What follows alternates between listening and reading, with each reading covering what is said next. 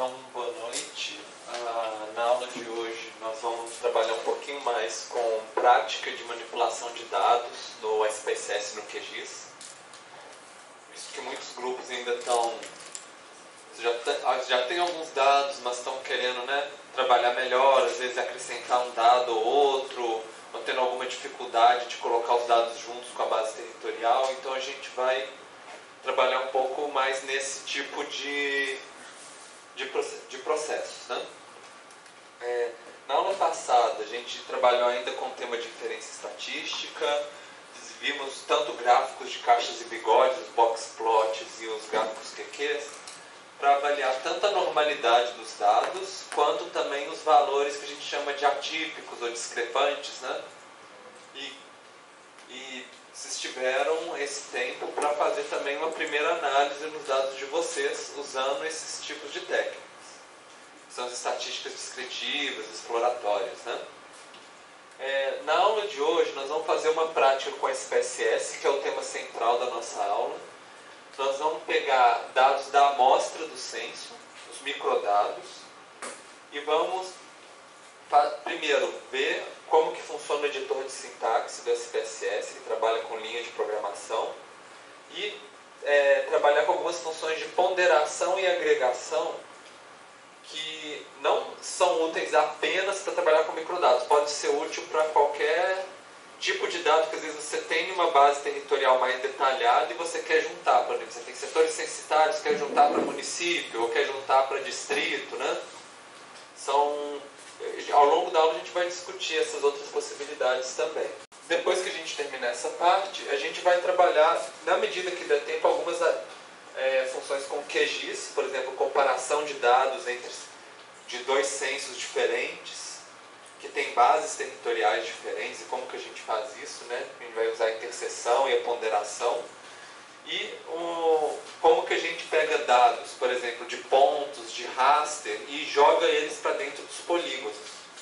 Que também é para ter mais uma fonte de informação. Às vezes, por exemplo, no caso a gente vai trabalhar com ocorrência de deslizamento, e declividade, mas a gente poderia, por exemplo, pensar alguém que tem dados, por exemplo, de quantidade de escolas, de hospitais, que tem os pontos, e às vezes dados associados a esses pontos. E aí é uma maneira de agregar isso dentro de uma base de dados de polígono que a gente tem outros dados, para a gente fazer comparações. Se não der tempo da gente ver isso tudo, essa parte do QGIS, não tem problema, a gente continua um pouco na aula que vem. Então, revisando para vocês o que a gente já viu na nossa segunda aula do curso, nós vimos que o censo ele tem dados do universo e da amostra. Do universo é aquele que o recenseador ele passa em cada casa e pergunta em todas as casas. A ideia é essa. E o da amostra é quando escolhe uma casa e faz um questionário muito mais aprofundado do que o do universo, mas depois salta, por exemplo, 10 casas ou 15 casas e pega uma outra, por exemplo. Os dados do universo, a gente pega eles agregados por setor censitário. A gente já fez a nossa prática com isso, no segundo dia de aula. Mas o da amostra, primeiro, ele não é feito para todos os municípios, só para municípios acima de 190 mil habitantes. E a base territorial dele são áreas de ponderação, que são um pouco maiores. Então, que é o que a gente vai trabalhar na amostra na aula de hoje. Então, eu já mostrei esse mapa para vocês, só para vocês se relembrarem. Aqui, os retângulos pequenos são os setores censitários, e as cores são as áreas de ponderação. Para vocês verem que as áreas de ponderação ocupam um espaço maior. Aqui é o município de São Paulo, na prática a gente vai usar os dados de São Bernardo do Campo. Então, quem já quiser ir ligar no computador, a gente vai, para vocês explorarem como que acessa esses dados que a gente vai usar na aula de hoje, nós vamos usar os dados do censo de 2000.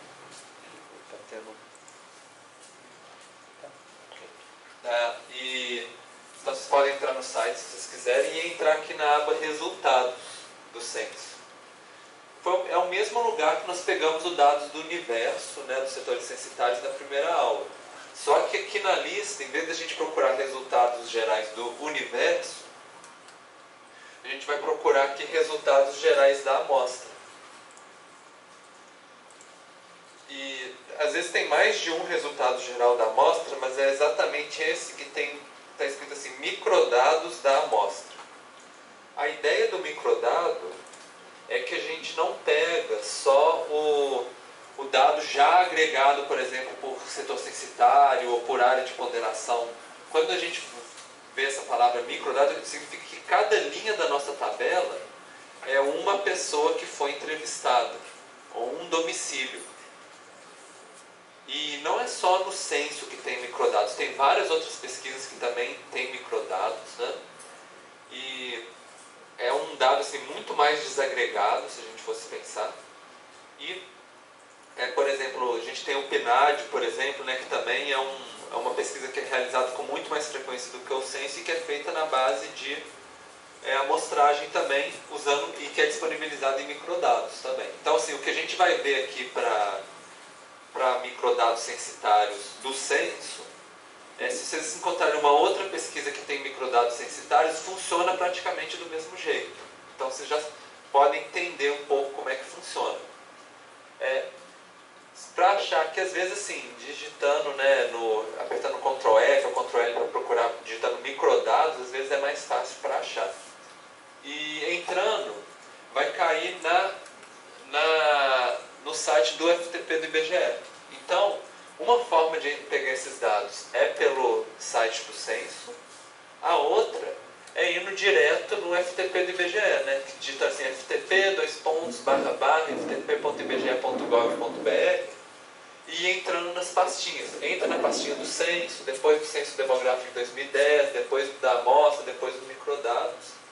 Aí chega nessa mesma tela de cá. Então, o FTP do IBGE, normalmente eu prefiro até acessar pelo FTP do IBGE, porque é mais direto e tudo do IBGE está lá, né? E aí tem os resultados, os microdados para cada município, não, para cada estado do Brasil e a documentação para ensinar como que interpreta esses dados, né? E para São Paulo tem São Paulo 1, que é o São Paulo sem a região metropolitana, e um outro só para a região metropolitana.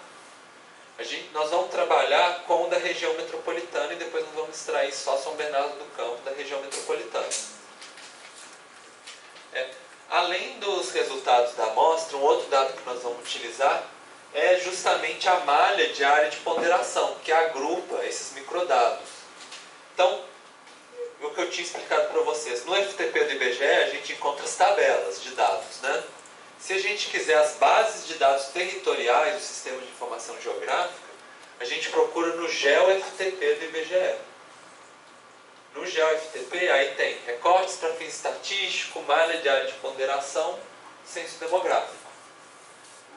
E aí a gente tem para cada estado do Brasil, inclusive São Paulo, que está aqui.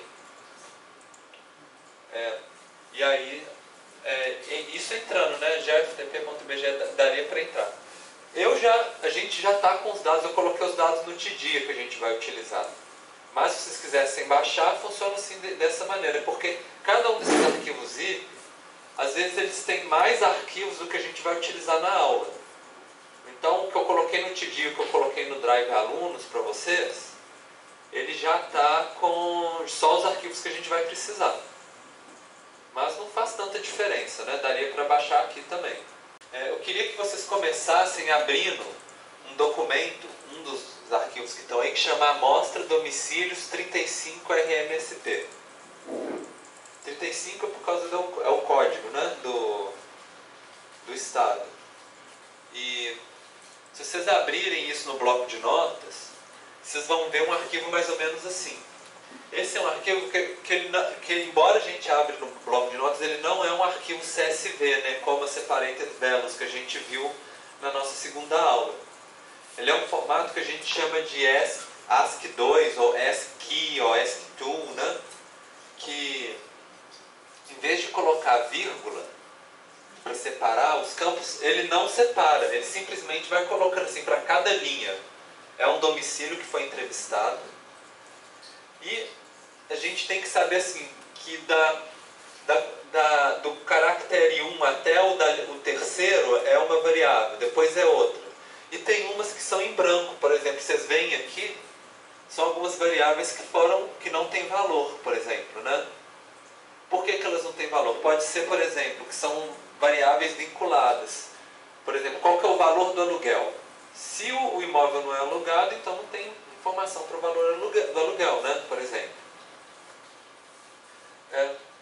Bom, e aqui, se vocês abrirem, vocês podem abrir o arquivo ODS, que chama Layout Microdados Amostra. Tá? Também no site do IBGE, no arquivo de documentação, tem versão XLS, PDF, né? Coloquei o ODS porque a gente consegue abrir no Calc aqui, que a gente tem do LibreOffice, instalado nos computadores.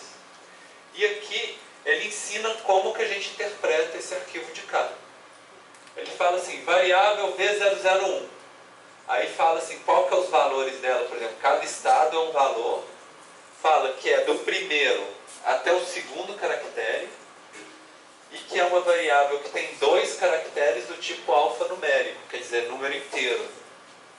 E assim por diante, cada variável fala qual que é a coluna inicial, por exemplo, de 3 a 7.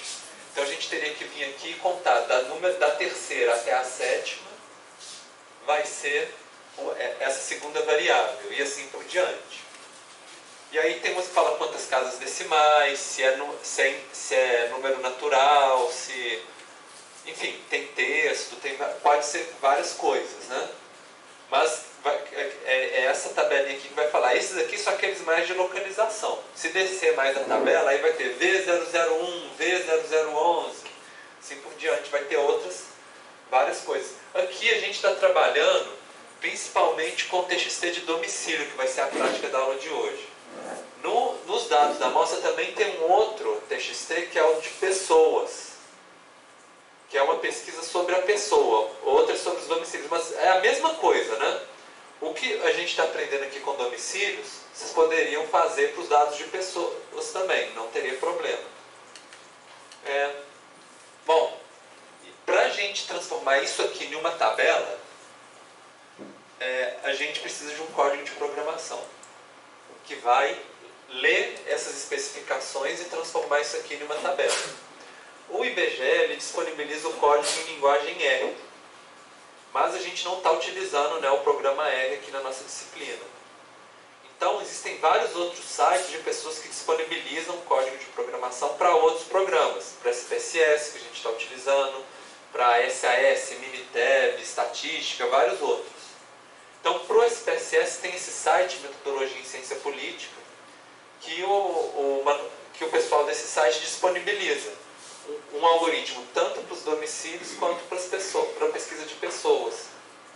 Foi daí, desse site, que eu peguei o algoritmo para vocês, que está nos dados da aula, que a gente vai utilizar. Assim, umas coisas que eu sempre fico me perguntando, por que o IBGE já não disponibiliza já em formato de tabela, né, para todo mundo, e fica muito mais fácil para todo mundo utilizar. Mas existe essa prática até hoje de disponibilizar nesse formato, e as pessoas, só quem sabe utilizar cria uma dificuldade para as pessoas para conseguir utilizar. Tudo bem que ele fica mais enxuto, né? Fica um dado menorzinho. Mas hoje em dia a gente tem computador com memória suficiente para baixar os dados, não precisa disso, né? Isso era uma coisa que era muito comum, assim, há 30 anos atrás, que precisava dos dados virem assim desse jeito, em cartãozinho de memória, para ler no computador, esse tipo de coisa. Bom, então eu vou pedir para vocês, para pegar esse arquivo amostra domicílios, 35 com RMSP, e colocar ou no drive D, por exemplo, vamos colocar no drive D de vocês, né? Ou então colocando uma pasta com nome muito curto, mas assim, curto mesmo, viu, gente? Porque senão pode travar. Quando a gente trabalha com algoritmo que vai acessar um arquivo numa pasta, quanto menor for o caminho para chegar nele, menos chances de dar erro. E aí, assim, mais importante de tudo, o nome da pasta, se for colocar dentro de alguma pasta, não tenha caracteres especiais. Não tenha ponto, acento, espaço, senão vai travar e não vai funcionar.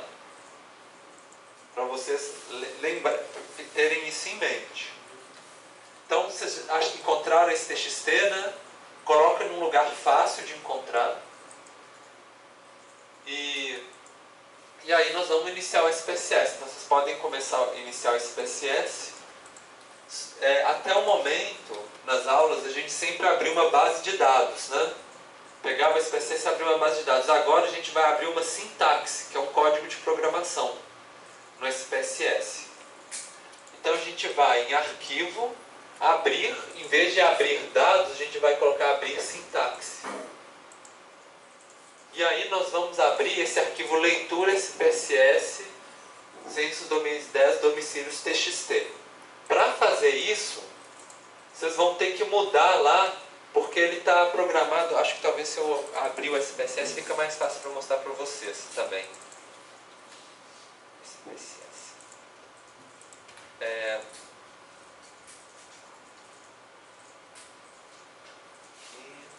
Vocês vão em arquivo, né? Abrir, sintaxe, vocês podem ir acompanhando na tela. Aqui, em vez da gente ver o arquivo do tipo sintaxe, a gente vai colocar todos os arquivos. Porque aí, quando a gente entrar nos dados da aula, por exemplo, aqui, leitura, é esse aqui, gente, não abre o da amostra agora, tá? Abre esse que está escrito leitura. E aí, quando a gente abrir ele vai abrir o algoritmo de programação aqui. Queria que vocês dassem uma olhada no que está escrito aqui. Então, primeiro ele fala get data, ou seja, pegar dados, né? Fala que o tipo é TXT e ele dá o caminho de onde estaria o nosso arquivo de dados. Vocês estão vendo que ele fala C2 pontos e um tanto de nome de pasta, e no final tem um arquivo que também tem um nome um pouco diferente do que vocês abriram aí, né? De vocês era a amostra RMSP 35, né? Então esse aqui a gente vai substituir por... Deixa eu colocar de volta. Aqui, ó. Nós vamos substituir para a amostra domicílios 35 RMST, que é o arquivo de vocês onde tem os nossos microdados. Eu coloquei D2 pontos barra se o dado de vocês estiver no D2 pontos, né? Que eu pedi para vocês colocarem. E aí você tem que colocar direitinho, assim, abre aspas, D2 pontos barra, que tem que ser invertida, senão vai dar problema, né? Amostra, tudo com letra maiúscula e minúscula tem que ficar certinho. E tem que ter ponto .txt e fechar aspas. Então, dá uma olhada de vocês para vocês indicarem o arquivo correto aqui. Porque se não indicar certinho esse arquivo, vocês não vão conseguir abrir os dados de vocês. Oi? Claro, claro. Então, aqui no de vocês deveria estar escrito C, 2 pontos e um endereço lá. O que eu tinha pedido para vocês, pegar o arquivo amostra domicílios 35 RMSP TXT que está nos dados da aula, copiar ele para a raiz do D2 pontos, para ficar um endereço bem curtinho, e aí a gente colocar, aqui em vez de C a gente vai colocar D, e aqui a gente vai apontar para o arquivo. Quem achar difícil de escrever direto, vocês podem abrir o PDF da aula e copiar aqui, né? O nome, se vocês quiserem colar aqui também, daria, né? Por isso que eu falei para vocês para não colocar em uma pasta de nome comprido, não colocar no desktop ou na pasta documentos, porque quando essas pastas são enormes quando a gente vai achar o endereço delas, né? Pelo computador. Colocar direto na raiz do drive, né, que a gente está utilizando. Para quem, enquanto vocês estão terminando, alguns de vocês estão terminando de fazer, eu queria que os outros prestassem atenção no que está vindo depois, quando está falando assim, variáveis. Então ele está falando assim, pega a variável pega a variável V0001, ela está entre o caractere de número 0 e de número 1, e ela é um tipo alfanumérico, ou seja, número inteiro com 2 caracteres. A outra, V002, está entre o caractere de 2 e 6, e é um alfanumérico inteiro com 5 caracteres, e assim por diante. No fundo, ele está informando essas informações aqui, só que num formato que o SPSS entende. E aí, a partir disso, ele vai criar as tabelas para a gente dentro do SPSS. Quando vocês colocarem direitinho, né, lembraram aqui de colocar, aí colocou direitinho, vocês clicam aqui na tecla Play, né, que é o Run, para rodar o algoritmo. Para vocês verem, né, se funcionou o algoritmo, clica lá no ícone do SPSS, né, lá embaixo, e vê se vocês abriram uma janela com a tabela de dados. Então, como eu tinha falado para vocês, cada linha é um domicílio que foi amostrado, né? E a gente vai ter cada uma das variáveis. O SPSS, ele tem uma aba que a gente vê os dados, e tem uma aba que a gente vê a informação de cada variável, se é inteiro, se é numérico. Eu vou pedir para vocês abrirem a aba de variáveis. E a gente vai mudar o formato da variável 0002 de sequencial, que é o texto, para numérico. O algoritmo tinha falado para o SPSS que era sequencial, mas para a operação que a gente vai precisar fazer, a gente vai precisar do dado no formato numérico. Então, a gente simplesmente aqui no tipo, a gente vai mudar de sequencial para numérico. E aí, sim, vocês podem ver também, né, que deve ter as outras variáveis, como que elas estão, mas é só essa que a gente precisa mudar agora. Então, alteraram para numérico, direitinho. A variável continua com o mesmo nome, só o tipo que a gente vai mudar para numérico. Se alguém quiser colocar... Não, tá, por enquanto acho que só isso já está suficiente. Que é essa variável aqui, a 002, que é o código do município, no caso. A gente vai selecionar só... Porque aqui a gente tem os municípios da região metropolitana inteira. A gente vai querer selecionar só os de São Bernardo do Campo, que vai ser a nossa próxima etapa. Então, só para falar que isso que vocês fizeram, que gerou as tabelas, na verdade, não precisaria fazer. Que o Centro de Estudos da Metrópole, eles já rodaram esse algoritmo e eles já têm o tabelão pronto para baixar. Mas eu queria mostrar para vocês como que faz, porque se um dia vocês encontrarem um microdado, né, por exemplo, outras edições de PNAD, Censo, outras pesquisas, vocês saberem como que funciona para transformar um microdado em tabela. Por isso que a gente fez essa atividade até esse momento. Esse arquivo do Centro de Estudo da Metrópole, ele tem no formato do SPSS, que é o SAV, né? Mas é uma tabela que ela é para o Brasil inteiro. Então eles juntaram todos os municípios do Brasil. Aí é bem pesadão. E aí a gente tem que selecionar só os municípios que a gente queira analisar, né? Caso alguém precise baixar, não queira fazer todo esse processo, tem alguém que já fez. É que ele foi lá e aparece para colocar o e-mail para você conseguir baixar. Isso, exatamente, é isso mesmo. Bom, e então vamos pegar os dados que a gente já gerou e a gente vai selecionar só São Bernardo do Campo. Para isso, vocês já aprenderam a selecionar, por exemplo, só São Bernardo do Campo na segunda aula do nosso curso no QGIS, né? Tinha uma função lá de selecionar atributo, né? De fazer um filtro. E agora vocês vão aprender a fazer no SPSS, porque às vezes vocês vão estar com base de dados em um programa, às vezes no outro, né? Aqui é o menu Dados e a opção Selecionar Casos, que vai abrir essa janela aqui para vocês. Então eu vou explicar para vocês. A gente vai escolher essa opção se a condição for cumprida. para falar assim, vamos selecionar só os dados se uma certa condição for cumprida, e a gente vai clicar aqui no botãozinho C.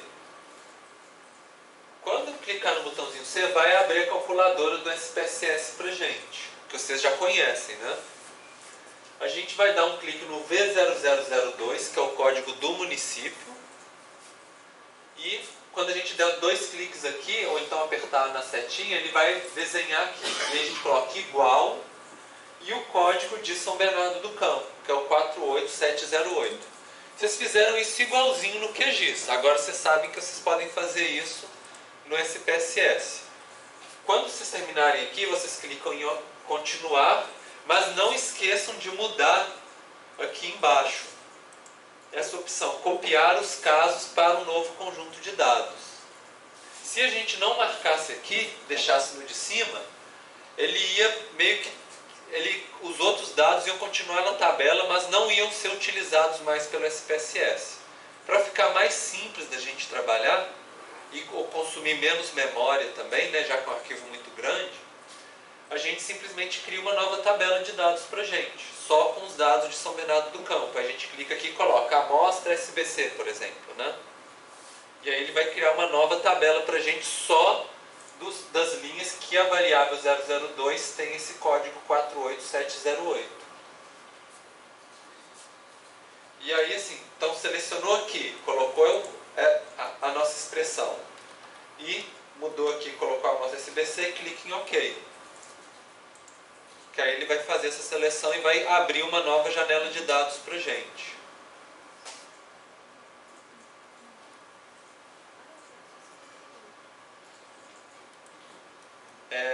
Então, todo mundo abriu a nova tabela de dados direitinho, está lá no título, no alto dela, o nome que vocês deram, né? Tipo amostra SBC. Sim? Pode perguntar. Digamos que eu tenho que fazer, sei lá, tem que pegar dados de setores censitários de uma cidade. Aí quando a gente baixa do IBGE, baixa dos setores censitários do estado inteiro. Sim, dependendo. Sim. Aí eu posso selecionar só os setores censitários que eu queria usando essa ferramenta? Isso, exatamente. Só que isso assim, se você está trabalhando com a tabela de dados, né? De dados das variáveis. Se você estiver trabalhando com shapefile, aí eu te aconselho você fazer isso no QGIS. Porque aí você vai selecionar as geometrias, né, essas coisas todas. Aqui no SPSS é mais quando a gente está trabalhando com a tabela de atributos só, tá bom? Mas é isso mesmo que dá para fazer, é essa que é a ideia, tá?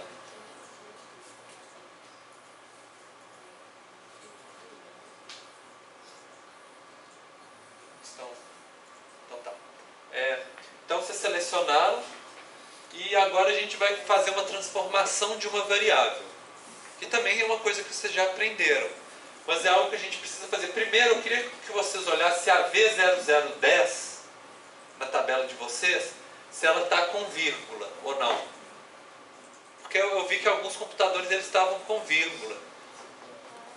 Tá, no de vocês, eu posso dar uma olhada? V0010. Mas ela está com um valor muito alto, né? É isso mesmo.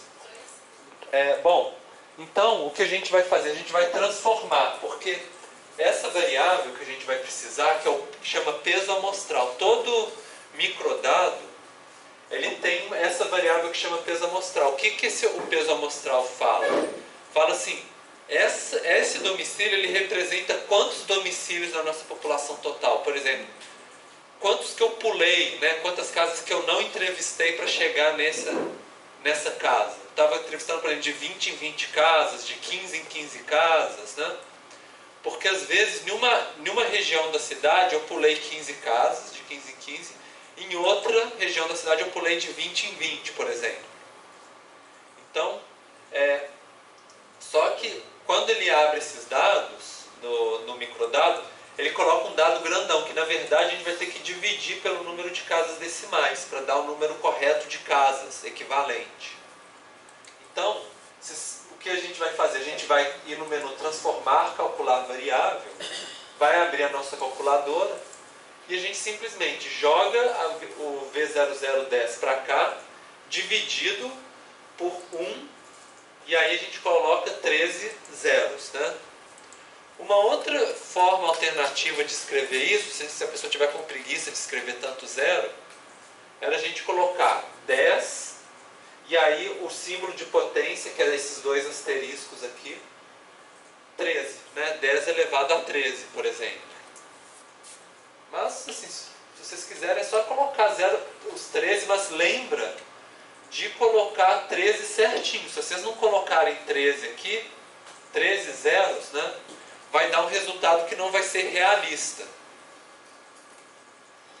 Por que aqui é 13 casas? Aí a gente vai lá no layout da amostra e aí vê, por exemplo, que aqui ó, são 13 casas decimais. São 13, primeiro vem 3 algoritmos e depois vem 3 casas decimais. Então é daqui que a gente está tirando essa informação de que a gente tem que dividir por 10, por esse valor, 10 elevado a 13. Então, e aí a gente coloca um peso, um nome, né, para a nossa nova variável. Que no caso eu coloquei peso aqui, que é mais intuitivo no caso, né? Então, se vocês colocarem essa expressão direitinho, o peso e clicarem em OK, vocês podem olhar na tabela de vocês se gerou uma nova coluna com o nome peso e que está a nossa variável com as vírgulas direitinho, né? Então, vocês criaram a variável peso e assim, qualquer outra variável que tivesse casas decimais dentro do nosso layout de dados que a gente quisesse analisar, a gente teria que fazer a mesma coisa. A gente fez dessa porque a gente precisa dela agora, mas se a gente quisesse analisar outros dados que tem casa decimal, precisaria fazer a mesma coisa, né? Bom,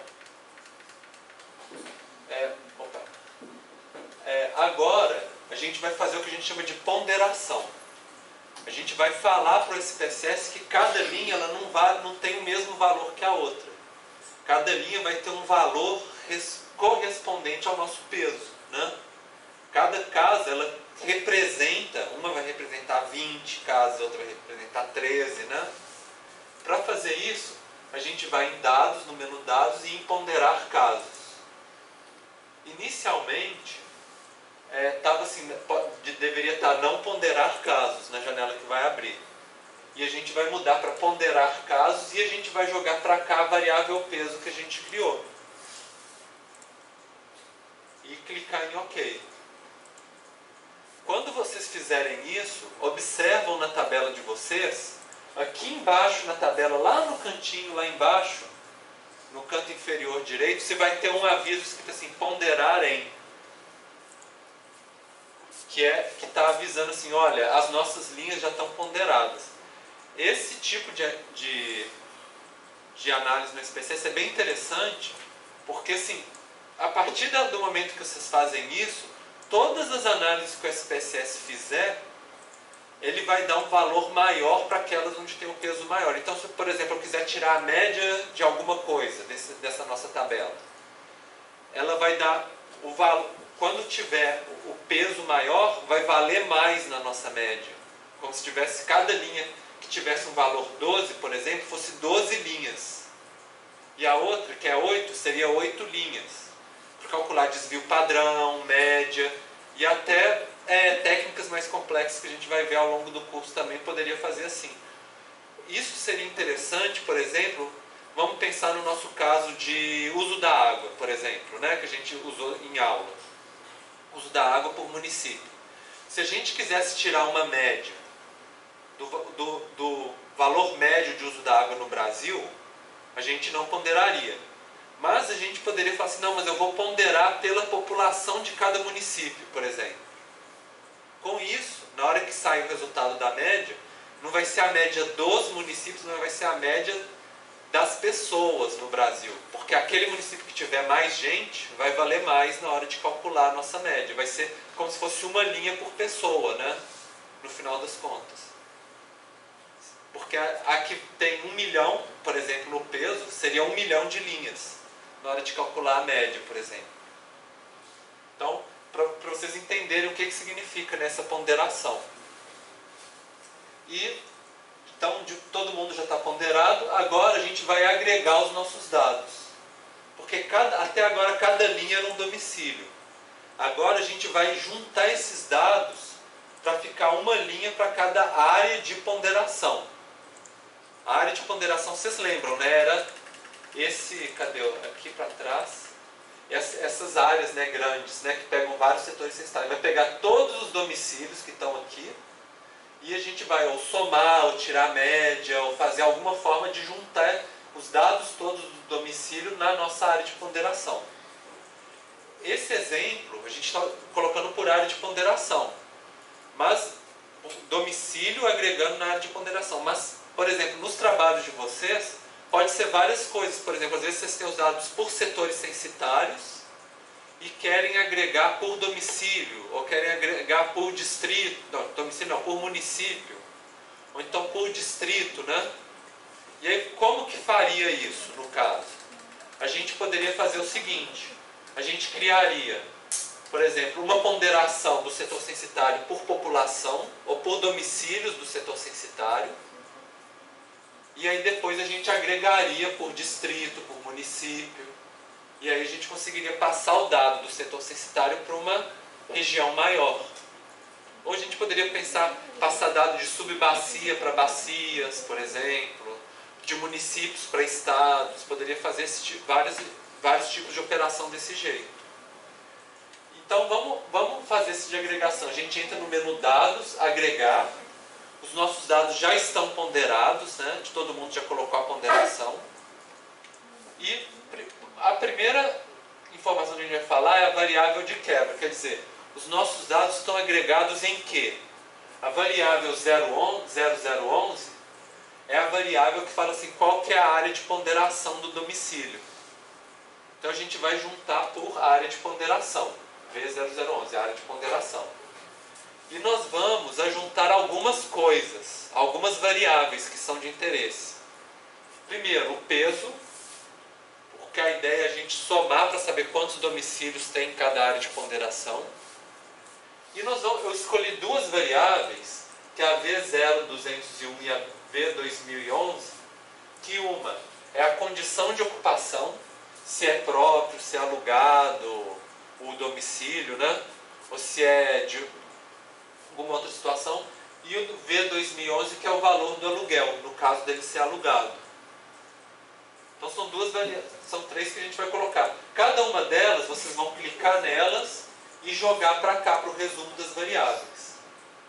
Quando vocês jogarem para cá, provavelmente por padrão ele vai falar para calcular a média, que deve ter aparecido. A gente vai alterar essa função para cada um deles. Então, para cada um deles, a gente vai colocar o peso, a gente vai colocar condição de ocupação, o valor do aluguel, a gente vai mudar. E também eu vou pedir para vocês clicarem nessa marcaçãozinha aqui, que nós vamos criar também uma nova coluna, que vai ser o número de casos por área de ponderação. No fundo, esse número de casos aqui, que a gente coloca um nome, né, casos, por exemplo, vai dar o mesmo valor que a gente quer para o peso, que é calcular a quantidade. Só vou mostrar que são duas formas da gente calcular.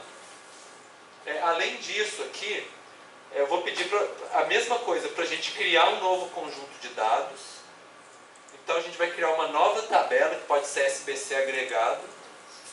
E nessa tabela a gente vai colocar, cada linha não vai ser mais um domicílio, cada linha vai ser o resumo dos dados para cada região, para cada área de ponderação. Além disso, tem uma outra opção aqui, que ela é opcional, tá? Mas eu achei interessante mostrar para vocês. Quando o arquivo de dados é muito grande, o SPSS tem essa opçãozinha aqui, de falar assim que o arquivo já está ordenado por variáveis de quebra. O que isso significa? Significa que na nossa tabela, essa tabela de cá, os dados já estão ordenados por área de ponderação. Então, assim, todos de uma área de ponderação estão um seguido do outro. Quando muda, aí vem a nova área de ponderação com os dados uns seguidos do outro. Eles não estão misturados, embaralhados, né? Quando o SPSS sabe disso, ele roda muito mais rápido a função. Porque aí ele já pega o blocão lá e tira para a gente. Se não tivesse, se tivesse tudo embaralhado, a gente simplesmente desmarcava essa opção. Ia demorar 1 ou 2 minutinhos a mais para rodar. Mas, assim, eu aconselho, já que os nossos dados já estão organizados direitinho, a gente marcar aqui. E agora eu vou ensinar para vocês cada uma das funções que a gente vai trabalhar. Então, primeiro, a gente vai trabalhar com o peso, a condição de ocupação e o valor do aluguel, né? Para o peso, eu vou pedir para vocês clicarem aqui no peso, que deve, por padrão deve estar como média. Sim. Então, a gente vai chegar agora nela, tá? Então vocês vão clicar em peso e clicar aqui em função. Certo? Aí vai abrir uma janela, que é essa janela aqui para vocês. E vocês vão escolher ponderado. Só para falar assim, a gente quer o número de casos pela nossa ponderação. Então aqui, número de casos ponderado. E aí clique em continuar. Quando vocês fizerem isso, clicou ponderado e continuar, vai mudar a função de vocês para esse peso N. Às vezes pode ser underscore 1 ou pode ser underscore N, não tem problema. E vai estar N de peso. Certo? Então, tranquilo, né, de fazer isso. Clicou aqui em peso, função, escolheu ponderado e continuar. Agora vocês vão fazer o próximo, o V0201, né? Esse, se a gente for olhar lá no nosso layout de dados, aquele arquivo ODS, né, aquela tabelinha, ele vai dar essa chave de interpretação para a gente. Quando é 1, é o próprio do morador, já pago. 2, próprio ainda pagando. 3, alugado. 4, cedido. E assim por diante. A gente quer saber qual que é a porcentagem de imóveis alugados. Para isso, a gente vai usar essa função aqui que é de porcentagem. Então vocês vão clicar, clica aqui no V0201, clica em função, e aí a gente vai colocar porcentagem. E nós vamos escolher porcentagem dentro de um intervalo, que é entre 3 e 3, que na verdade vai falar a porcentagem dos que são 3, né? Se a gente quisesse, por exemplo, dos domicílios próprios, por exemplo, que é o 1 e o 2, né?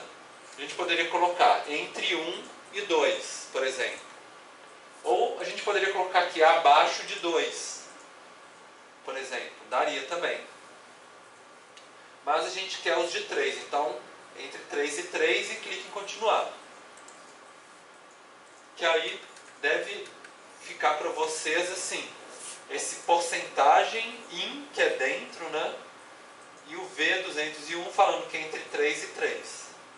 Isso que significa essa funçãozinha aqui. Se tiver um de vocês, aí o V2011 ele já é a média, que já deve estar. Mas se vocês alteraram ou quisessem voltar de novo para a média, é a mesma coisa. Vocês clicam nele, vai em função, e aí a gente tem aqui a média, né? Por enquanto a gente vai usar esses 3, mas é interessante vocês verem que existem outras possibilidades que a gente pode trabalhar com microdados que são muito interessantes. Por exemplo, a gente pode querer calcular o desvio padrão, por exemplo. Que é uma coisa que quando a gente pega os dados para o setor censitário, ele só dá os dados médios ou totais, ele não dá o desvio padrão para a gente, porque a gente não tem acesso aos microdados dos setores censitários. Então o microdado ele é interessante que a gente pode ter uma flexibilidade muito maior do que a gente quer calcular a partir deles, né? Porcentagem, médias, totais, somas. E isso é uma das vantagens da gente ter esses dados, esse tipo de microdados. Então vocês colocaram, vê se vocês colocaram esses 3 certinhos, colocou a variável 0011 aqui, marcou para criar uma nova tabela com o nome, e marcou que ele já está como com a variável de quebra, e clique em OK. Que aí ele vai gerar uma nova tabela para vocês. Vai ser rapidinho, provavelmente, mas vocês vão ver que é uma tabela bem menor, né?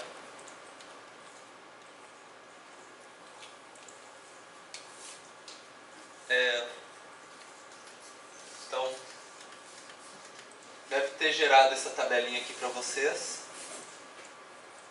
Só com 19 linhas, provavelmente. E vai ter o código da nossa área de ponderação, o peso, que é a quantidade de casos, né? E a porcentagem de domicílios alugados e o valor médio do preço do aluguel. E é interessante que vocês olham se o caso de vocês está igual ao do peso, né? Provavelmente vai estar igual. Que, na verdade, eram duas formas de calcular a mesma coisa. Era só para mostrar para vocês de uma maneira didática. E aí eu vou pedir para vocês, para a gente gravar ele como arquivo DBF, que é o DBase 4. Porque a gente vai abrir ele no QGIS agora, esse nosso resultado dos nossos microdados. A gente poderia gravar como CSV também. Porque na nossa segunda aula do curso, não sei se vocês lembram, a gente abriu uma tabela de dados em arquivo CSV, né, dos setores censitários. Eu resolvi pedir para vocês gravarem como DBF para vocês verem uma outra opção de formato que também dá para vocês abrirem. Ele é o DBase 4, porque na verdade tem o DBase 1, 2, 3, o 4 seria o mais moderno, né? Porque igual a versão do Office 2010, Office 2013, 2015, né? Então é o 4 que é o mais recente e é o que o QGIS abre. Não sei se vocês lembram, mas um arquivo shapefile, né? Quando a gente abre, ele tem vários arquivos da mesma pasta. Uma delas é um arquivo .dbf, que é justamente o arquivo da base de dados, da tabela de atributos. Então, por isso que a gente vai abrir ele no QGIS também. O QGIS também lê o formato DBF. Pessoalmente, eu prefiro sempre exportar como CSV, que dá mais segurança, mas eu queria mostrar para vocês porque vocês podem lidar com esse tipo de arquivo também. Então, vocês gravaram? Então, salvar como... Aí coloca tipo SBC agregado, alguma coisa assim, .dbf. Porque em vez de gravar como SAV, né, a gente vai gravar como DBF para abrir no QGIS. Eu vou pedir para vocês adicionarem, aí ele está na pasta QGIS dos dados de aula, tem esse arquivo, né, 35 SE 250 SI, área de ponderação. Esse arquivo ele foi baixado naquele site, nossa, agora tem que voltar lá atrás, que é o GeoFTP do IBGE, que é o de São Paulo. É o mesmo arquivo, que é o que vocês estão abrindo agora, que eu já deixei já para vocês usarem. Então, para abrir, né, para vocês relembrarem, vocês vão em... para abrir é sempre camada, adicionar camada vetorial e escolher o arquivo que é o .shp. Porque tem vários arquivos, né, a gente vai pegar o SHP. Aí vai abrir essa camada para vocês. E é interessante, para a gente abrir arquivo DBF no QGIS, a gente vai no mesmo caminho, adicionar camada vetorial. Só que aí a gente vai... O arquivo que vocês exportaram do SPSS, que é o DBF, vocês vão abrir aqui. Só que no formato DBF. Quando vocês abrirem o DBF, ele vai adicionar uma camadinha que é só uma tabela. Aqui. Que é o arquivo que vocês exportaram, né? Que agora vocês estão abrindo no QGIS. Se fosse CSV, aí a gente teria que adicionar novo arquivo CSV, né? Mas daria, funcionaria do mesmo jeito. Vocês aprenderam na segunda aula do curso. Sim? SBC agregado.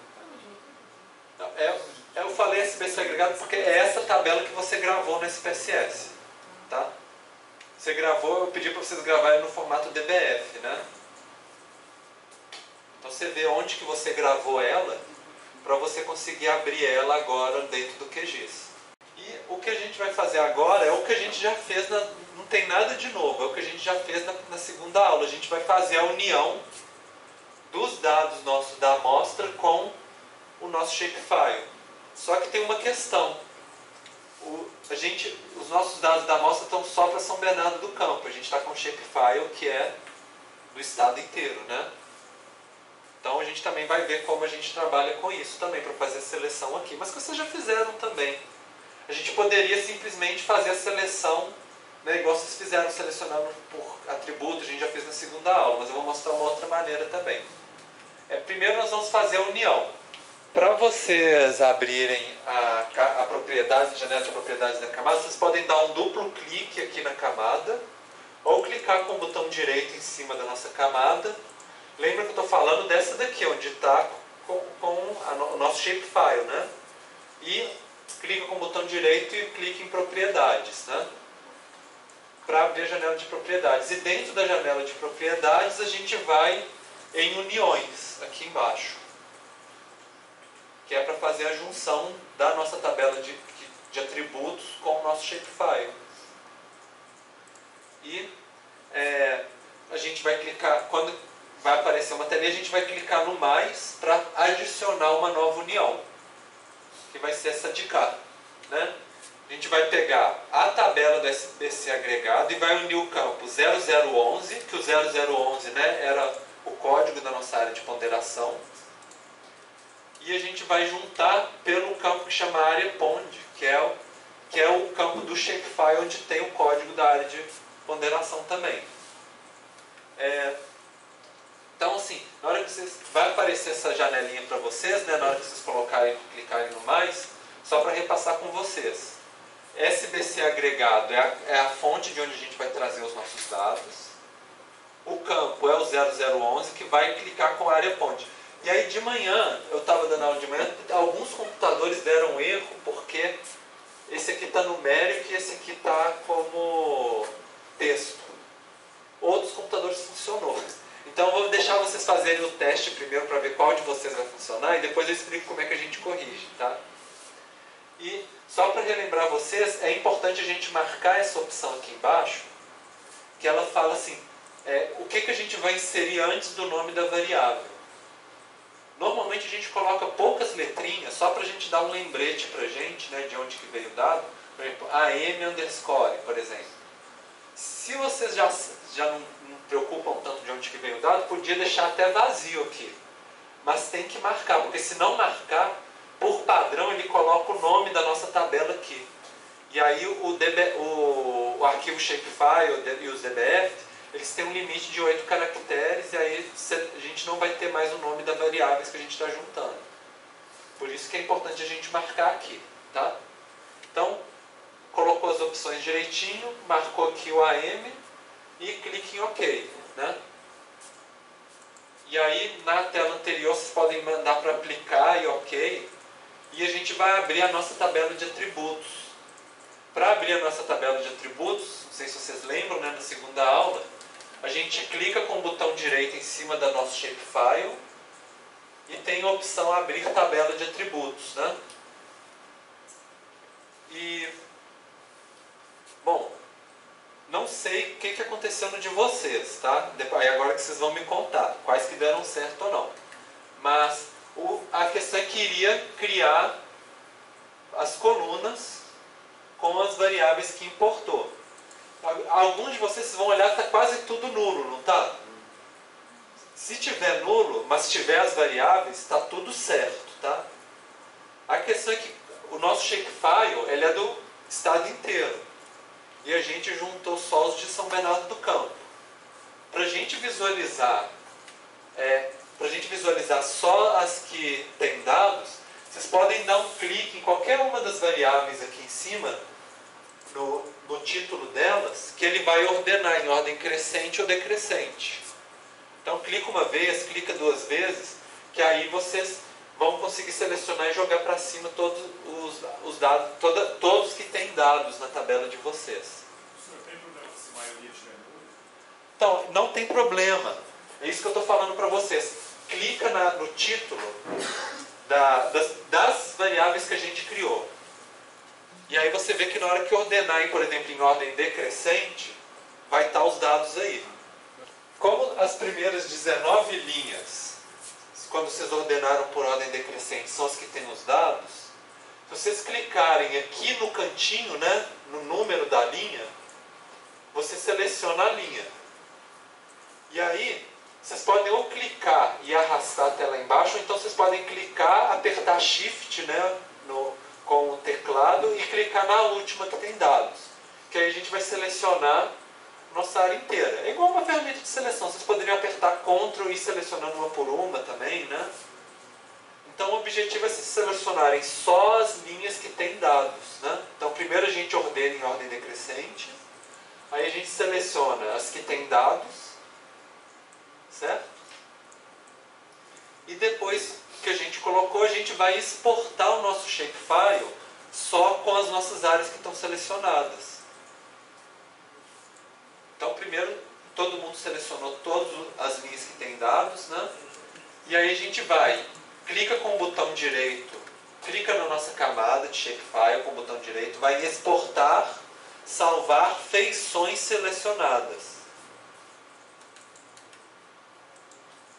Cadê? Isso. Exportar, salvar feições selecionadas como, né?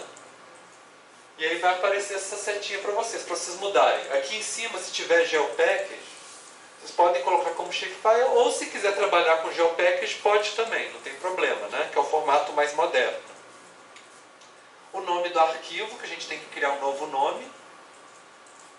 O CRC, né, é o mesmo, mantém o mesmo da camada. E lembrar que tem que estar selecionado, salvar somente feições selecionadas, mas que por padrão já vai estar selecionado já, né?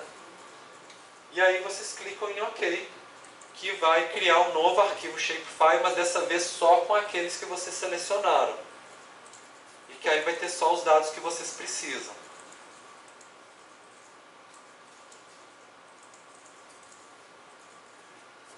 Então, essa parte da aula não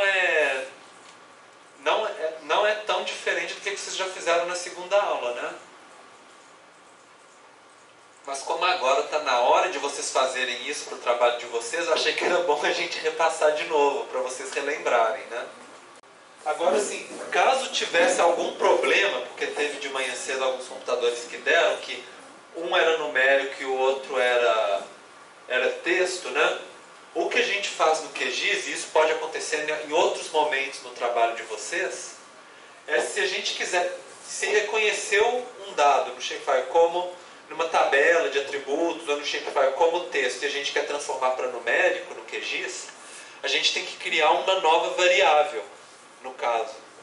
E aí a gente poderia fazer isso se quisesse, que era a gente criar um novo campo no QGIS, falando assim, pega a nossa variável, a área de ponderação, e cria um novo, que é a área de ponderação 2, como número inteiro. No caso desse, precisava de ser 64 bits, porque precisa ter um certo número de casas decimais, né? Não poderia ser um número inteiro simples, ele tem que ser um número mais longo. Mas não tem diferença, eu estou falando isso aqui, vocês não precisam nem fazer, mas é para falar assim, se em algum momento no trabalho de vocês, na hora de fazer o projeto de vocês, se vocês tiverem que converter um número no QGIS de texto para número, faz assim na calculadora de atributo. A calculadora de atributo era aqui, né? Clicava no abacozinho, né? Aparece essa tela e a gente fala, cria um novo campo com esse nome, esse formato, vai em campos e valores, escolhe a variável original e aí ele vai criar uma nova coluna como número para vocês. Só para falar para vocês assim, como contornar esse tipo de situação se alguma hora acontecer. Bom, a gente ainda tem um tempinho, a gente vai começar a próxima atividade e aí depois a gente, se não terminar, a gente continua na aula que vem, tá? A ideia agora é a gente fazer uma comparação entre o censo de 2000 e o de 2010. A gente vai transformar dado absoluto em densidade, que é algo que talvez pode ser útil para o trabalho de vocês. Às vezes vocês têm um dado que está em número total, só que às vezes você tem áreas muito grandes e áreas muito pequenas, né? E aí pode ser mais interessante analisar os dados de vocês por dados por quilômetro quadrado. Algumas vezes também pode ser dado por população, se você tiver a variável de população, também é um jeito, né, de padronizar os dados. Então, e a gente vai comparar bases territoriais diferentes, que seria o censo de 2000 e de 2010. Também que pode acontecer de vocês terem bases territoriais e vocês querem comparar uma com a outra, né? Então, Vou pedir para vocês criarem um novo projeto, então. Vocês podem gravar o de vocês e abrir um novo. Então é projeto, salvar como, projeto novo, né? Daria para continuar no mesmo projeto se vocês quisessem, mas era só para limpar a quantidade de camadas, que agora a gente só vai usar essas duas, para ficar mais organizado a tela de vocês. E aí, criando um novo projeto, vocês vão adicionar essas duas camadas shapefile aqui.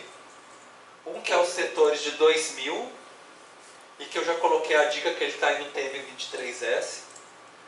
E o outro é os setores de 2010, que ele está em WGS84. O original que a gente baixa no Census não está em WGS84. Eu coloquei aqui, para causar um nível de dificuldade para vocês, e a gente vê como que a gente resolve nesses casos que a gente tem dados em projeções diferentes, e a gente quer comparar um com o outro, né? Então, na hora que vocês abrirem, vocês vão ver que uma não é exatamente igual à outra. Se vocês sobreporem, né? Apaga um, mostra o outro. E no caso, o de 2010 tem até umas áreas aqui que não tem, porque na verdade não tem população no censo de 2010 para alguns setores censitários. Então eu já excluí diretamente aqueles que não tinham população. Todo mundo conseguiu abrir os dados? Encontraram eles? Então, a primeira coisa que a gente vai ver, esse aqui está em UTM, ou seja, está em uma projeção em metros. Esse aqui está em uma projeção geográfica, que está em latitude e longitude, em graus. Como a gente vai querer calcular a área em metros quadrados, a gente vai querer que todos fiquem nessa projeção UTM, que está em metros, para que a gente possa calcular a área em metros quadrados de cada um dos nossos setores censitários. Então, se vocês derem duplo clique no de 2010, por exemplo, né, ou então clicar com o botão direito em propriedades, vocês podem ir em fonte, que vocês vão ver qual que é a projeção que ele está. Então, cuidado para vocês, gente. Isso aqui, se a gente quiser mudar essa projeção aqui, vocês não trocam aqui não, viu? Se vocês trocarem isso aqui, vocês vão corromper o arquivo, não vão conseguir mais visualizar eles, vai dar tudo errado. Então, isso aqui é só para a gente ver o que está. Se a gente sabe que está errado, esse aqui a gente pode colocar o que está certo, né? Mas esse aqui, o dado foi construído nessa projeção. Então a gente vai manter essa informação aqui. Para a gente mudar, a gente tem que gravar um novo shapefile e aí falar qual que é a projeção do novo que a gente está querendo fazer. Que é o que a gente vai fazer. Vocês clicam com o botão direito na camada, exportar. E aí exportar, salvar feições como, né? E o que a gente vai fazer? Vocês colocam onde que vai, shapefile, onde que vai ser. E aqui embaixo a gente vai mudar para ser esse sistema de projeção, que é o 29193 SAD69 e o TM23S. Eu escolhi o SAD69 e o TM23S porque é o mesmo que já vem por padrão pelo IBGE para o censo de 2000, o SAD69. Mas, oficialmente, né, hoje em dia a gente usa o CIRGAS 2000. Se a gente quisesse trabalhar em CIRGAS 2000, o TM23 também daria. Só que aí a gente teria que transformar esse outro de 2000 também para CIRGAS 2000 também. Aí ia ter que gravar de novo, né? Mas aqui, na hora que vocês clicarem no globinho, né, só vocês escreverem SAD69 TM23S, ou vocês podem até digitar o nome do elipsode 29193 aqui em cima, que vai aparecer direitinho. Verifiquem se vocês estão escolhendo direito, 29193, né? Pode ter mais de uma opção também. Pode remover a camada antiga? Se quiser pode, porque a gente só vai usar a nova, tá? Então aí a gente já vai ter, então as duas vão estar em coordenada UTM, que aí a gente vai poder fazer as nossas análises. Então vamos começar calculando a área. Então vocês vão abrir a tabela de atributos do setor 2010 e clicar no ícone calculadora de campos, que é esse ábaco aqui. Então vai lá no Shapefile, que é o de cá, né, o 2010, que vocês já criaram, que vocês acabaram de criar. Vão lá e vai no calculador de campo, né? E aí vai aparecer, criar um novo campo, a gente vai colocar área. Quem quiser colocar área M2, né, se quiser para deixar um aviso que é metro cúbico, também é algo comum de fazer também. Se quiser número inteiro, para a gente hoje não vai fazer diferença, mas quem quiser assim, colocar com muita precisão, poderia colocar real, poderia colocar inteiro de 64 bits, outro, mas a gente vai colocar só inteiro, não vai fazer muita diferença para a gente, porque é em metros, né? E vocês vão abrir aqui na opção geometria e escolher essa função que é o cifrão área. Esse cifrão área ele vai calcular a área a partir do nosso sistema de projeção, que é o TM, em metros, né? Então é simplesmente, vocês dão uns 2 cliques aqui e vai aparecer o área aqui do lado de cá.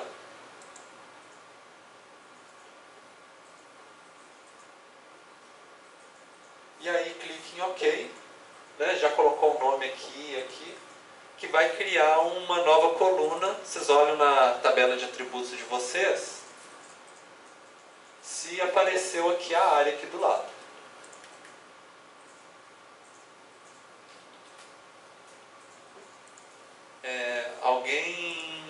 Todo mundo conseguiu criar a coluna de área? Não tem muito segredo, né? Agora a gente vai fazer a divisão. A gente tem a população e a gente tem a área, a gente vai dividir a população pela área. Para saber a população, por exemplo, por quilômetro quadrado. Mas aqui o nosso está em metros quadrados, né? Que a gente calculou. Porque a nossa projeção TM é em metros. Então, para isso a gente vai criar uma nova coluna, que é população básico dividido por área vezes 1 milhão. Para trazer essa população básico, é fácil. Vocês vão aqui em campos e valores e dá 2 cliques na variável população básica. Que aí ela já abre para cá. Lógico que você tem que abrir parênteses aqui que vocês podem clicar e coloca aqui o nome no campo, né? Densidade tracinho KM2, para agora a gente relembrar que é por quilômetro quadrado. Para a gente passar de metro quadrado para quilômetro quadrado, é que a gente escreve na nossa expressão vezes 1 milhão. Porque até aqui, se a gente fizesse só o de cá, a gente faria em metros quadrados, né? E aí a gente multiplica por 1 milhão para transformar para quilômetros quadrados. Aqui, a gente poderia usar tanto a variável área que a gente criou, quanto a gente poderia clicar em geometria e usar o cifrão área. Se você quiser ser muito preciso, o cifrão área é melhor, porque você vai calcular com todas as vírgulazinhas, né? Um valor bem definido.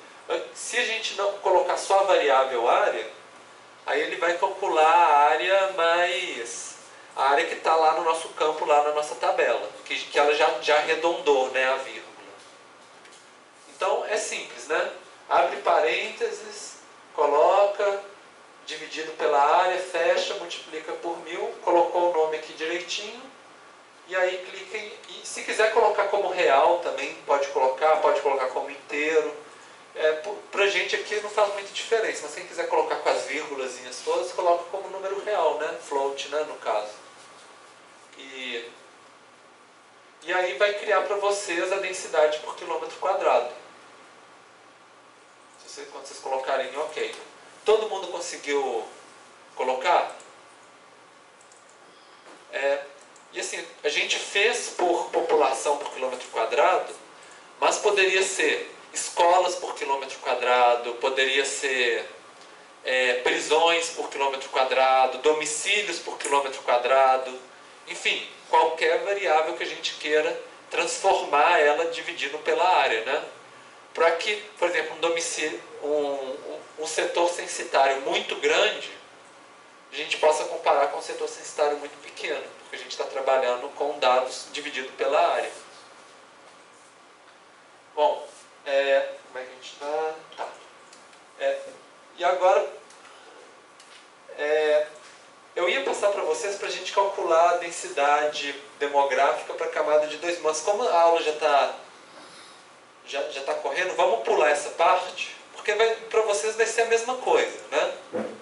Então, só para a gente já ir um pouco para frente, para a gente fazer uma... Vamos supor que vocês criaram já também para o shapefile de 2000, tá? A densidade populacional. E a gente quer comparar se a densidade populacional cresceu de 2000 para 2010, por exemplo. Então acho que isso é legal. Vamos tentar fazer então. Vamos lá, é rapidinho. Abre o shapefile de 2000 e cria... Vocês podem fazer só o último, tá? Desculpa. Só a última fórmula, que é essa daqui já de uma vez, não precisa nem calcular a área. Que é de vocês calcularem a população dividida pela área vezes 1000. Não, vezes 1 milhão, né? Então, abram a tabela de atributos do de 2000 e façam isso para vocês treinarem um pouquinho. Para a gente fazer a comparação, a gente usa uma função que chama interseção. Que a gente pegaria dois tipos de arquivos diferentes, com base territoriais diferentes, e a gente vai comparar só a área onde um se sobrepõe ao outro. E a gente vai criar um novo arquivo colocando só onde ele se sobrepõe, mas com os atributos das duas camadas. Esse é o que a gente chama de interseção. E tem várias maneiras de fazer interseção no QGIS. Pelo menu vetor geoprocessamento, pela caixa de ferramentas, tem várias. Né? Mas tem um problema, que é o seguinte: se tiver algum erro que a gente chama de topologia, que é quando, por exemplo, na hora de digitalizar, de construir o shapefile, alguém foi desenhando e de repente fez uma coisa assim, um nó, assim, por exemplo, na hora, um garrancho, né? Aí a nossa função não funciona, dá problema. Então, e é o que o IBGE fez, infelizmente, nos dois dados. Para a gente resolver isso, tem uma função do QGIS que resolve para a gente. Então eu queria mostrar para vocês. Tem essa ferramenta vetor geometria verificar validade, que ele só mostra para a gente se tem erro ou se não tem erro nos nossos dados. Então vocês podem ir em vetor geometria verificar validade, né? E aí escolhe uma das camadas, por exemplo, a de 2000, e clica em OK. Esses assim pode deixar tudo como temporário, o que vai gerar. Era só para vocês verem o que vai sair como resultado depois. Então, vetor geometria verificar validade, escolhe a camada de 2000 e clique em OK. Aí ele vai gerar para vocês uma saída que é mais ou menos assim: vai ter erro de saída, que são pontos, saída válida e saída inválida. As saídas inválidas, que são essas cores mais escuras, são os que estão com problema. E o ponto, ele mostra onde que está o problema.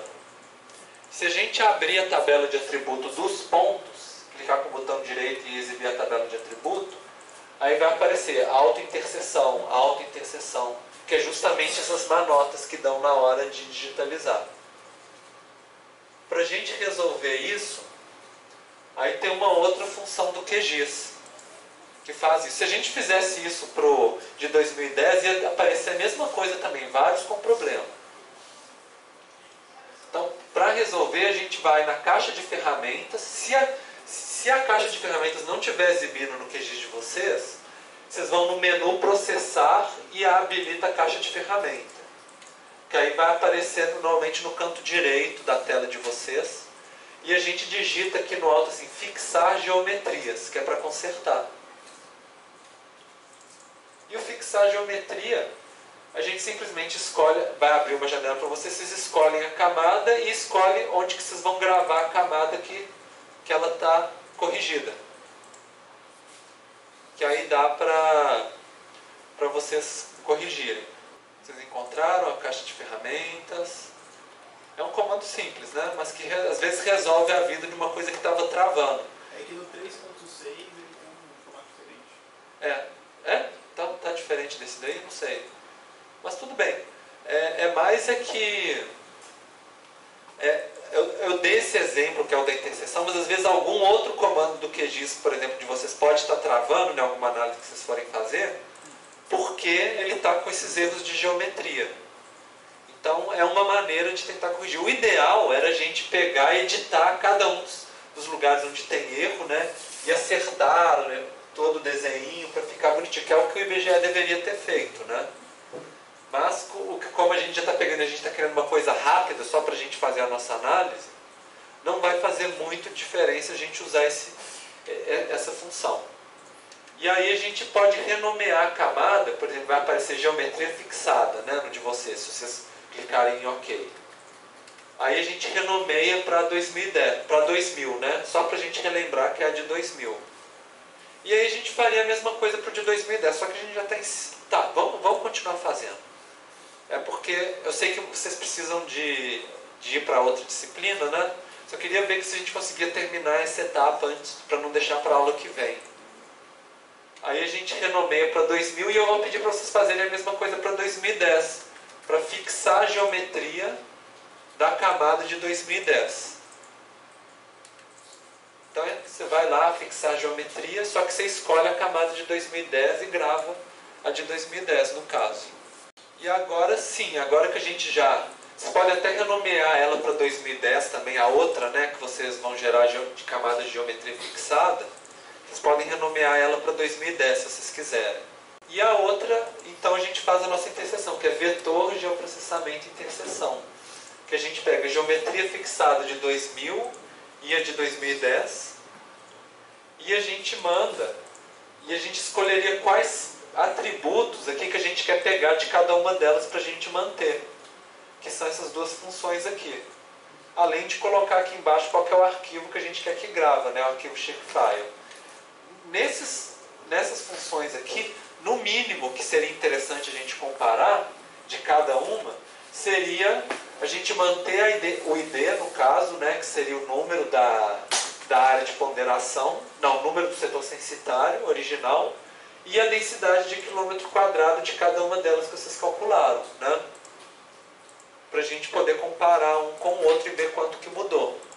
E aí fazendo isso, né, colocando para pelo menos a densidade, né, e colocando direitinho as duas camadas e gravando o lugar onde vocês querem, vai criar a camada resultante que é a interseção das duas. E aí essa vai aparecer para vocês e vai aparecer, e se vocês abrirem a tabela de atributos, vocês vão ver que tem a densidade que era antes e a densidade que ficou depois, de 2000 e 2010. Que a gente poderia comparar uma com a outra, ou subtrair se quisesse para ver a diferença, né, de mudança na densidade demográfica, algumas coisas assim. A ideia é abrir o QGIS, abrir os dados esses dois dados, um vetorial e um raster, né? Que é ocorrência São Bernardo do Campo shapefile e o raster de declividade, que está naqueles dados, está assim, dados QGIS, na pasta que chama QGIS, que a gente usou, né, os dados de setores censitários na aula passada. Eu vou até abrir para vocês também o QGIS aqui, porque aí a gente... Enquanto vocês estão fazendo, porque aí a gente, qualquer dúvida de como abrir os arquivos, a gente relembra juntos. E eu vou pedir para vocês também abrirem a base de setores censitários de 2000 também, que a gente abriu na aula passada. Está tudo na mesma pasta. Okay? Abrir essas três camadas. Porque a ideia dessa parte da aula que a gente vai fazer agora é a gente entender o seguinte: a gente tem um arquivo de pontos, um raster, que é matricial, e um de polígonos, que é os setores censitários. E a gente vai aprender, treinar aqui, como que a gente passa os dados de um formato para o outro. Por exemplo, como que a gente pega o dado do raster e passa para o polígono. Ou, por exemplo, declividade, né? A média da declividade por setor censitário. como que a gente pega os dados, por exemplo, do raster e joga no ponto, na base de atributos dos pontos, por exemplo, para saber a declividade em cada ponto de ocorrência de deslizamento. E também como que a gente passa os dados dos pontos para os polígonos, por exemplo, quantos deslizamentos aconteceram no setor censitário, qual que é a declividade média dos pontos onde ocorreu o deslizamento nos setores censitários, fazer esse tipo de análise, né? Eu tenho esse exemplo aqui, mas, por exemplo, a gente pode pensar em outros exemplos. Vamos supor que vocês têm uma base de pontos de escolas ou de lançamentos residenciais e querem passar isso para polígono, né? Para os dados para o setor censitário, somar, tirar a média, essas coisas assim. É mais ou menos essas funções que a gente vai aprender agora. Então, o QGIS, né, só para quem ainda não está com tanta prática, ele vai em camada, adicionar camada. No vetorial, você consegue abrir tanto o de ocorrência de pontos, quanto o do setor censitário. E no raster, aqui embaixo, adicionar camada raster, a gente pega o de declividade, né? Se abrir um só, também, por exemplo, a gente abre aqui, você pode mudar aqui, ó, vetor e raster, né? Tem as duas opções aqui. E aí é só entrar, né? E aí vai onde está na aula, dados, QGIS, e seleciona. Então não tem erro. E aí adiciona aqui embaixo, né? E vai fazendo cada um. Então alguém teve dificuldade para acessar os dados, para pegar os dados de aula? Vocês conseguiram achar no TD ou já está no computador de vocês? Tá, gente, se alguém tiver qualquer dificuldade, vocês chamam, tá? Pode levantar a mão que eu estou aí para ajudar. Todo mundo abriu o QGIS? Conseguiram abrir os dados? As três camadas? Alguém não conseguiu abrir as três camadas? O raster? Tá. O seguinte, às vezes, quando a gente vai abrir o arquivo TIFF, que é o raster de declividade, tem dois arquivos, né? Um que está... Declividade underline SBC. Tá, sim. Mas tem dois. Tem um que é o declividade SBC, né? E tem um outro que é o mesmo nome, só que ele está assim, TIFF.AUX, né? É o que está que aparece sem a extensão, que deve ser formato projeto Spring, né? Que deve estar no de vocês. Conseguiu? Alguém? Então todo mundo já está no mesmo ponto? A gente pode continuar a aula então? Querem que espere um pouquinho? Então, vamos continuar então. Qualquer coisa, os slides de aula também estão no TDIA, né? E se alguém precisar acompanhar. Então, vocês abriram, né? Ocorrências. Maiara, os mesmos dados da aula passada, a gente só está terminando a aula passada, tá bom? Se você já puder ir abrindo o QGIS aí. Então, a primeira atividade que a gente vai fazer é tentar passar os dados do raster para o polígono, dos setores censitários. Vocês abriram os setores censitários de 2000, não é? Porque o de 2000 que está na mesma projeção, que é o TM23S. O outro de 2010 está como o WGS84. Às vezes pode dar algum problema, às vezes funciona, né? Mas é melhor os dados estarem sempre na mesma projeção. Então, tem uma caixa de ferramentas de processamento. Para alguns de vocês, o QGIS já deve estar do canto direito. Se não tiver de vocês vão no menu Processar Caixa de Ferramentas. Eu vou mostrar para vocês aqui. Aqui, ó, Processar Caixa de Ferramentas, aqui no cantinho. Aí vai abrir a caixa de ferramenta aqui do lado direito de vocês da tela. E aí aqui, vocês digitam assim, estatísticas zonais, que aí vai aparecer a estatística zonal aqui, tá? Dando 2 cliques vai abrir a janela. Então, essa caixa de ferramentas tem muitas funções, né, no QGIS. E aí a gente vai usar essa de estatística zonal. Que clicou aqui vai aparecer essa janela para vocês. É relativamente simples. A gente simplesmente fala qual que é a camada raster, fala qual que é a camada de vetor, fala qual que é o nome do atributo que a gente vai colocar, Ele vai criar uma nova coluna na nossa base de dados dos setores censitários. E a gente coloca assim, declividade, né? Dec, tracinho, por exemplo, underscore. E aqui a gente clica aqui nesses 3 pontinhos aqui, para a gente escolher que tipo de estatística que a gente quer calcular. Tem várias estatísticas, por exemplo, aqui no caso eu vou pedir para a gente selecionar só a média, que seria a média da declividade dentro de cada setor censitário. Mas se vocês quisessem, por exemplo, fazer a mediana, vocês já aprenderam o que é a mediana, né? 50% para cá e para lá, ou a moda, né? Que é a maioria, o dado que repete mais, né? Então daria para fazer essas outras medidas de tendência central, ou desvio mediano ou desvio padrão, por exemplo. Também daria para fazer esse tipo de cálculo, se quiserem. Mas, a princípio, só a média já é só para vocês aprenderem, né, testarem. Aí, clique em OK. Então, assim, estatística zonal, declividade, o setor censitário, que eu coloquei 2010, mas pode ser o de 2000, né? É porque na aula passada a gente já tinha transformado de 2010 em UTM, 23S. E aí, o prefixo e a estatística, e aí vai e manda executar essa função.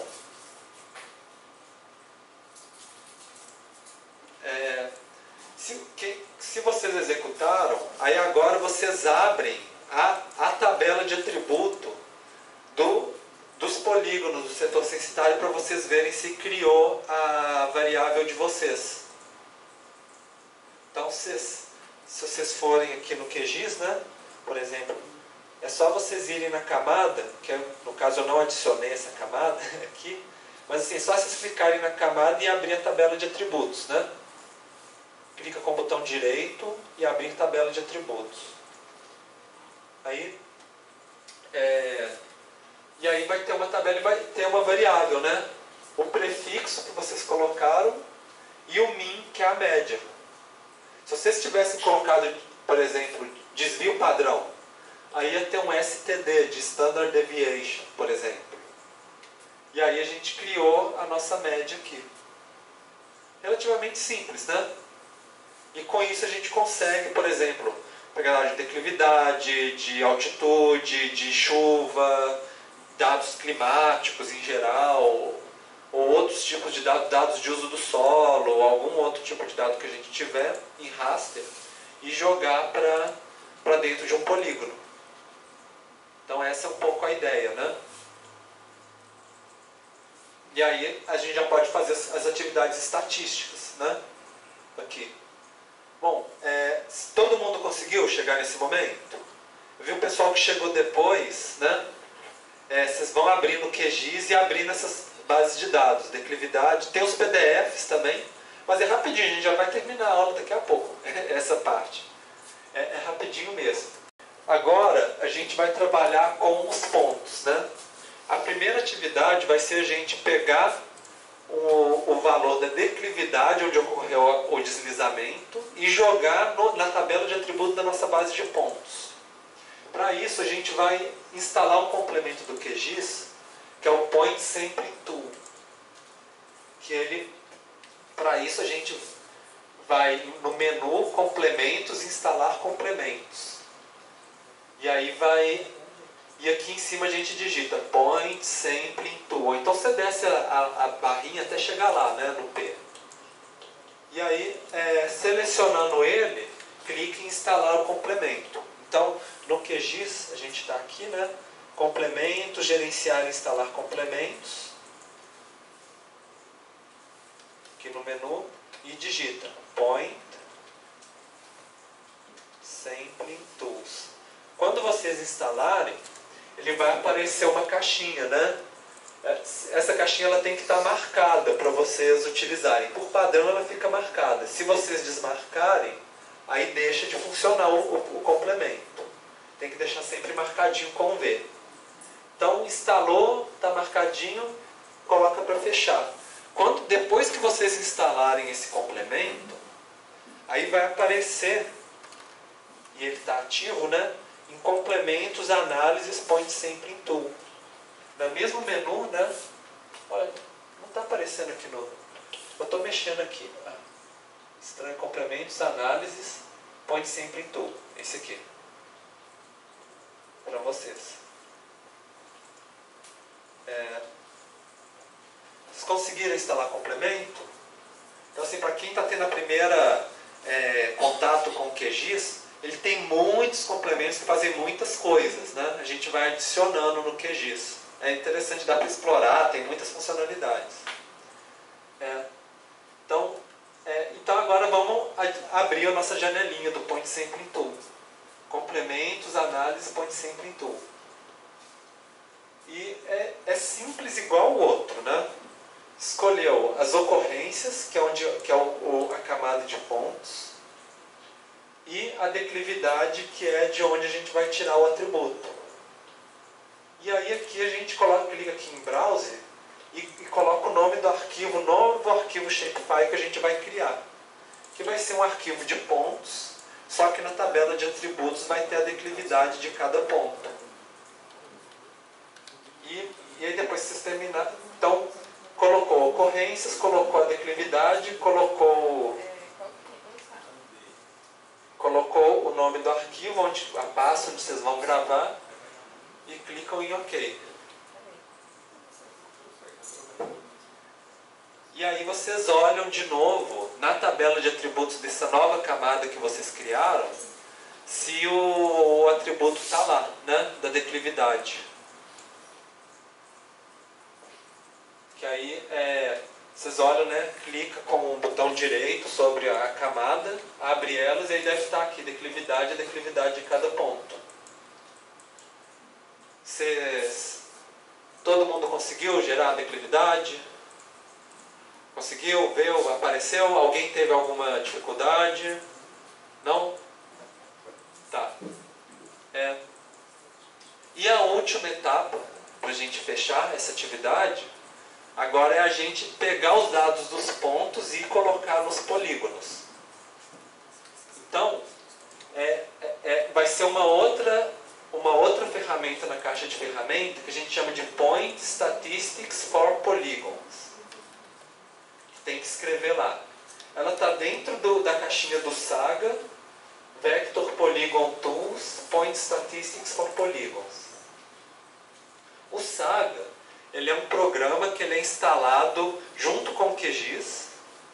Ele serve como um programa isolado, também dá para abrir, mas o QGIS ele consegue acessar a biblioteca de algoritmos do Saga. Então ele abre, roda e depois volta para o QGIS de novo. Então, vocês digitam lá Point Statistics for Polygons. Vocês conseguiram achar, todo mundo? Essa função? Que aí vai abrir essa janela para vocês. E aí nessa janela, se a gente coloca qual que é o arquivo de pontos, qual que é o arquivo de polígono, qual que é o atributo que a gente quer da nossa layer de ponto que a gente vai utilizar para gerar as estatísticas. Né? Então a gente tem a declividade, né? Essa declividade aqui que a gente gerou. Que a gente vai usar ela para fazer as nossas estatísticas. E a gente escolhe quais são os tipos de estatísticas que a gente quer. De novo, a gente coloca a média, por exemplo, a média da declividade dos lugares onde ocorreu deslizamento em cada polígono. Sim? Não? Vê se você não está escolhendo aqui, se não é aquela camada de pontos original. Ah, não, era isso. Então, é a nova camada que você gerou. É só você mudar aqui, tá? E aí, quando você muda aqui, aí você consegue mudar aqui de novo. Tá? E aí a gente vai escolher a média e também a contagem. Que a contagem também às vezes é interessante, né? Quantos deslizamentos aconteceram em cada setor censitário? Alguns podem ter acontecido muitos, outros nenhum, né? Então a gente consegue contar quantos também que foram. Sim? Pode abaixar esse monitor aqui? Abaixar. Ah, sim, desculpa. Obrigada. Melhorou agora? Então tá.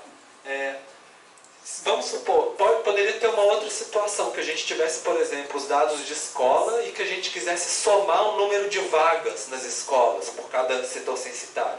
Aí a gente escolhia a soma, né? Ia ser uma opção também de análise. depende do contexto. O desvio padrão, máximo, mínimo, né? Bom, são várias opções que a gente pode calcular. Se marcasse tudo, ele ia criar uma coluninha para cada uma dessas estatísticas. E aí aqui embaixo a gente grava um novo arquivo shapefile que vai ter essas estatísticas, né? Que ele vai ser igualzinho o de setor censitário adicionado nessas novas colunas. Então vocês escolhem a pasta, o nome direitinho. Então, repassando, né? Estatística por polígono, os de pontos, o setor censitário, atributo de declividade, média, contagem e o nome à pasta e manda rodar. Quando a gente joga no Saga, vocês vão ver que vai gerar um tanto de letrinha na tela, porque ele está abrindo o programa do Saga, rodando lá e voltando para o QGIS. Né? E se tiver aqui uma pasta com nome com caractere especial, por exemplo, ou com espaço, ou com ponto, essas coisas assim, a chance de travar e de dar errado é grande. Por isso é sempre bom, né? Pasta com nome curto, sem caractere especial, nome sem caractere especial aqui, sem acento, sem nada, né? Para evitar travar e dar erro no programa. E, bom, aí vocês abrem a tabela de atributo dessa camada nova e deve ter para vocês, né? A média da declividade, o número de declividade. Talvez na hora que vocês olharem pode parecer que está tudo vazio, ou que está como zero, né? Aí o que vocês fazem? Dá um clique no alto aqui, no nome do atributo, para ordenar do maior para o menor, do menor para o maior, que aí vocês vão ver que na verdade assim, a maioria dos setores censitários não tem ocorrência nenhuma, né? Mas alguns têm, até mais do que uma. Quando tiver alguma ocorrência, vai ter a declividade média dessas ocorrências. Senão, não vai ter. Alguém não conseguiu... todo mundo apareceu o atributo? Conseguiram fazer direitinho? Alguém teve alguma dúvida? Não? Gente, era só isso, tá? Mas era só para mostrar para vocês, para dar mais possibilidades para vocês conseguirem dados para o trabalho de vocês. A gente viu como comparar bases diferentes na aula passada, um setor censitário de 2000 e de 2010, e vimos agora como que a gente faz atributo por quilômetro quadrado, né, a densidade, e agora a gente viu como que passa esses dados de ponto, vetor, raster, só para vocês terem instrumentos básicos, né, para vocês utilizarem caso precise. E no mais era isso.